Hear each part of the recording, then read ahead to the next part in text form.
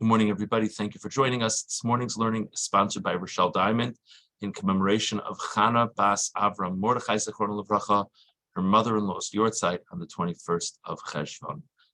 Shamash She'av Aliyah. We'll begin with chapter 23, verse 2. We'll begin with chapter 23, verse 2. So we are told at the very end of Parshas Vayera, last week's Parsha, that Rivka had been born. And now, after discussing the duration of Sarah's life, in verse 2 we say, Sarah dies in Hebron, and Avram came to eulogize Sarah and to cry for her. I just want to see a sforno on Pasuk Beis. It's an idea that many discuss, but I just thought it was sort of encapsulated nicely. Vatama Sarah. After Rivka had been born, and Rivka was the one who was appropriate to fill Sarah's shoes, so to say, Avraham, and Avram was aware that Rivka had been born, Mesa Sarah. Only then did Sarah die. So it's a significant juxtaposition, the end of the previous parsha, the beginning of this parsha. Ka'amram Zal. Gemara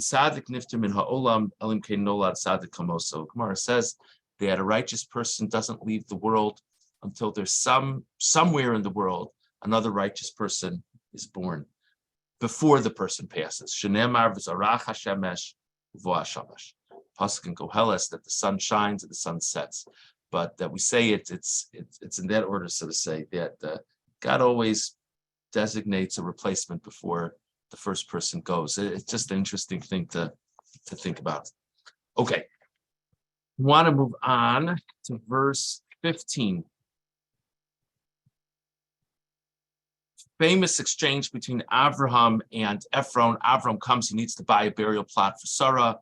He's decided the place that we know as Maras HaMachpelah would be appropriate. He wants to find out who owns it. There's this fellow Ephron who owns it. And there's this bizarre back and forth between Avram and Ephron basically keeps on telling him how much of an honor it would be to give it to you as a gift. And Avram says, no, I want to do the mentioned thing and pay. And all of a sudden, in verse 15, Adonish Ma'ini, Ephron says, my master, listen to me. What's a piece of land worth 400 silver pieces to me and you? So, bury your deceased. And this is normally understood as being quite the hint dropped by Ephron. Why would I ask you to pay 400 silver pieces for a piece of land? And so, of course, Avram pays him the money, and Ephron is held up in rabbinic literature as a classic example of a big talker who doesn't really follow through on what he says he's going to do. But just a little bit of a technical question for a second. So we don't come out with the most flattering image of Ephron. Question, was it really worth 400 or was it not worth 400? Just an interesting thing to think about. The Ramban and Pasuk Tesvav. V'tam eretz arba me'o shekel kesef. Al das Onkelos shehi shavakin. The way Onkelos explains the Pasuk is that Ephron is saying that the land is worth 400. Ulai Ratza Lomar. Shahayu Damea Ksuvim Kain B'makomahu. Like, what does it mean the land is worth 400? What do those words mean? If you're saying I want 400 for it, then that makes sense. But who set the prices 400? Had it been listed with Long and Foster before Avram came along? It doesn't sound like it. So what's going on? So the Ramban says maybe the pshat is that in that place, there was standard prices for pieces of land, so that there was like a standard price structure. And based on the standard price structure, this land should go for 400 silver pieces. He says, you see that in different places, that based on the size of the land, you can calculate what the price should be. Ephron kotzav damim kirtsono biyoker gadol. On the other hand, the impression the Gemara gives is not that there was a set value for the piece of land. Rather, Ephron set a really high price because Ephron wanted a lot of money. So it wasn't only that Ephron was being, oh, I'll give it to you for free. No, I won't. Ephron actually charged an inflated price in the first place. But Avram was a gracious person, so Avram paid it to him. The Ramban says what's probably the most straightforward understanding is Ephron said, 5 years ago, I bought this piece of land for 400 pieces of silver. That's what set the price. Not that there was a set value throughout the area, not that, Ephron created this inflated price. Ephron was basing it on how much it cost when he bought it or when his predecessors bought it. That's just an interesting thing to think about. Okay, we're going to go on to chapter 24, verse 1. So Avram has purchased the plot. Avram has buried Sarah, and now it's moving on. Avraham had become old; he had come along in days. V'Hashem beirach es Avraham bakol, and Hashem had blessed Avraham with everything. Verse 2. Vayomer Avraham elavdos kam beiso hamoshel b'chol asher lo. Avram said to his servant, the sort of the prestigious person in his household who governed over everything that Avram had, Simnoyotcha tachas yirechi, place your hand under my thigh. Verse 3, Vashbiacha v'Hashem elokei hashamayim elokei haaretz, I will have you swear by God, asher lo sikachi shel livni mibno saknani, asher anochi yoshev b'kirbo. I don't want you to take a wife for Yitzchak from the local women. Okay, why is it important to say that Avram had gotten older?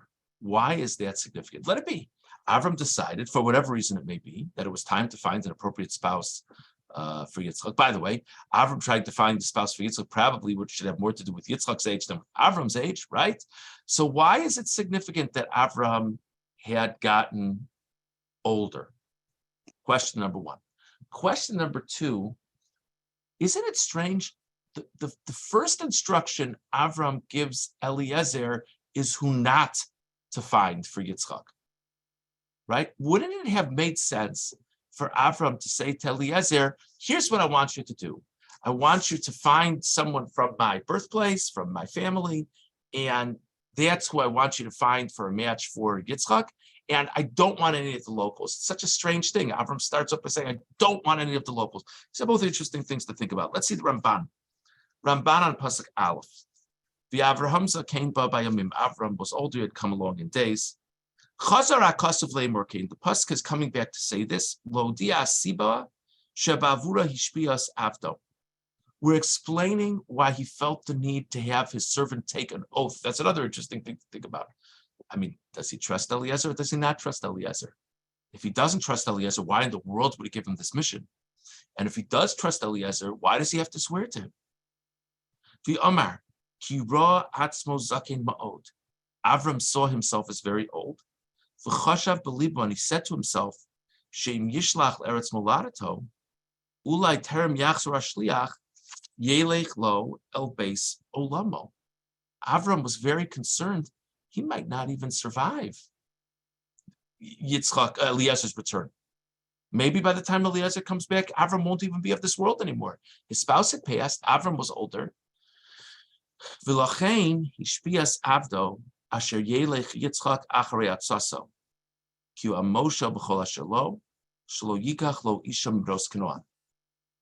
So says the Ramban that it's like if you were going to prioritize Avram's message, the greatest priority in Avram's message was the long-term plan, because he was worried that this is going to be plan A.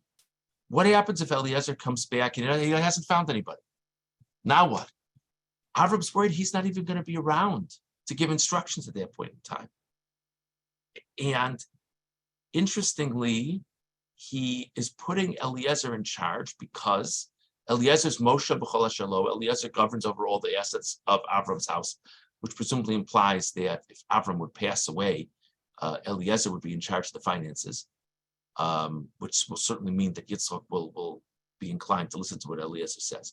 So it's not just Eliezer, please run the following errand for me. I need you to swear to me that regardless of what happens, and even if I'm no longer around, you need to make sure that Yitzchak doesn't marry a local. That's how the Ramban explains what Avram is saying. An interesting perspective on it all. Okay, I'd like to go to the Orach Chaim on Pasuk Aleph. The Avraham Zakein, Perush, Litzad Shero Atzmo Zakein. Because Avram saw himself as having gotten older, V'gam Ra, and he also saw, Ki Higdil Hashem Lehetiv Imo B'chol Tov. He saw that God had bestowed him with so much goodness. Chosh al Evet Hamoshel Bakol V'roa Nechasim Merubim V'hoish Adonai Hakol Zakein Yachshov Machshavos Lahasibito LiYitzchak Ki Yitain B'tov Eino. It's a whole different shot. Avram is really worried. Avram sees that God has blessed him with many assets. Avram sees that he's older. And Avram sees that he has a servant who knows everything that Avram has. Avram's servant is also his CFO. And he knows all of Avram's assets and everything. That he's worried that after he passes, his servant will want his servant's daughter to marry Yitzchak. There's a famous medrash like this, which of course Rashi cites. Lozeh Omer lo simno yodcha nischakem lahashpio b'derech klal al haknani v'oznav tishmana davar ki akolo koli love shivato dato ki orukna.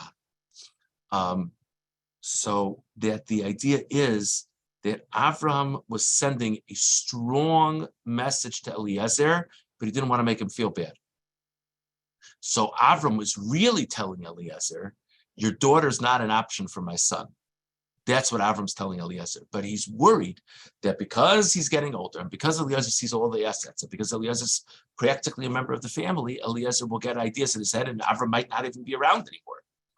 Therefore, Avram says to him, I want you to swear to me that you'll make sure not to marry off Yitzchak to any of the locals. Between the lines, that means including your daughter. But he didn't want to say it explicitly. Just a very different shot. That's what the Orach Chaim says. An interesting thing. Okay. Now, if you look back at verse 3 for a moment, it says in the Pasuk, God says to Eliezer, I want to have you swear by the God of heaven and earth, that you should not take a wife for my son from the Canaanite women, that I live in their midst.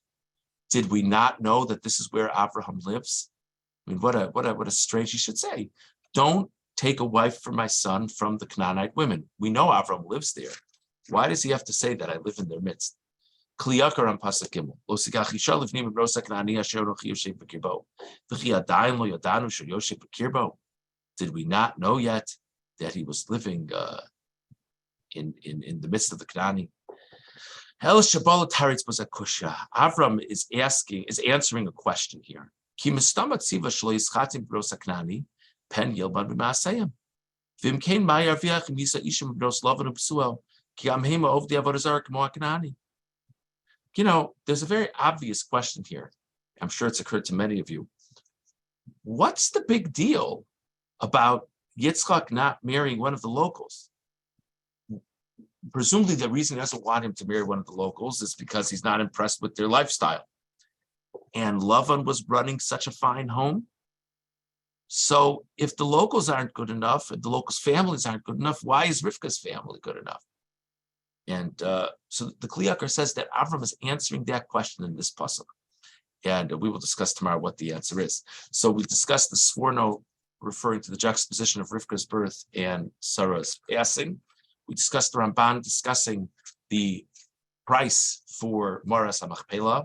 We discussed the Ramban and the Orach Chaim regarding why Avram had Eliezer take an oath and why he's specifically focused first on why that Yitzchak should not marry any of the locals.